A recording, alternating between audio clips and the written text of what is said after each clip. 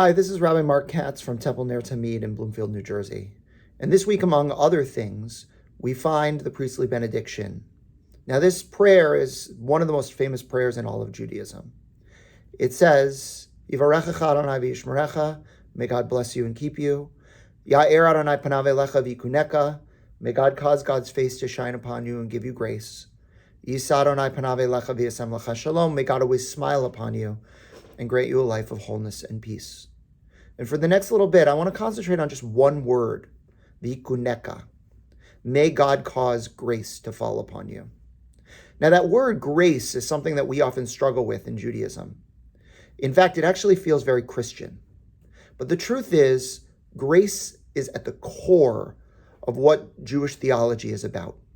Now, to understand what grace is, one has to draw a distinction between two different kinds of prayer. One is lihit chanen and one is lihit palel. Lihit palel is the more common type of prayer. It's the root of the word tefillah, which is the word that we often translate as prayer, or hat tefillah, which is the prayer used often to talk about the Amidah. And that kind of praying is praying to God and saying to God that you deserve the things that you get in life. So you say, God, grant me healing because I deserve it. Grant me good crops because I deserve it. Grant me wisdom because I deserve it. But next to lihit palel is lihit chanen. God, grant me grace, which can be translated as God love me because or in spite of nothing. So instead of saying, God, grant me wisdom because I deserve it, you say, God, grant me wisdom even though I don't deserve it. God, grant me good crops, even though I don't deserve it. God, grant me healing, even though I don't deserve it. At the root of chen, or grace, which, as I mentioned, is an incredibly Jewish concept, is the idea that sometimes you can implore God or God can act based on God's love of you alone, not because you've done anything to earn it.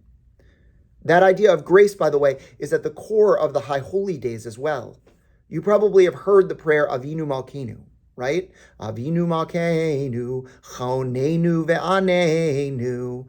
God, our parent and our sovereign, grant us grace, because even though we didn't do anything to deserve it, even though we are nothing, in spite of that, grant us forgiveness, grant us love, grant us compassion.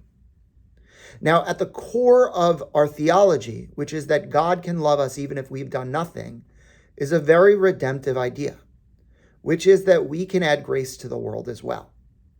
The ultimate act of grace, I think, of any of our lives is that of loving a baby. That baby, besides eating and sleeping and going to the bathroom, basically does nothing. But yet we love that baby in spite of the fact that the baby hasn't earned that love.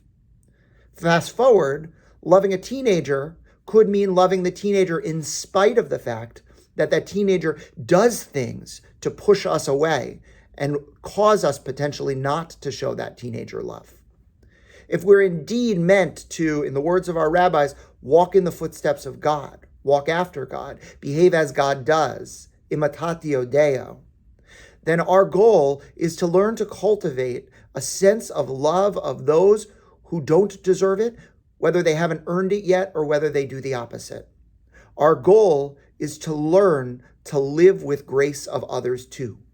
Chen is a redemptive and a powerful idea, in part because it teaches us that love strikes eternal, even when there is no reason.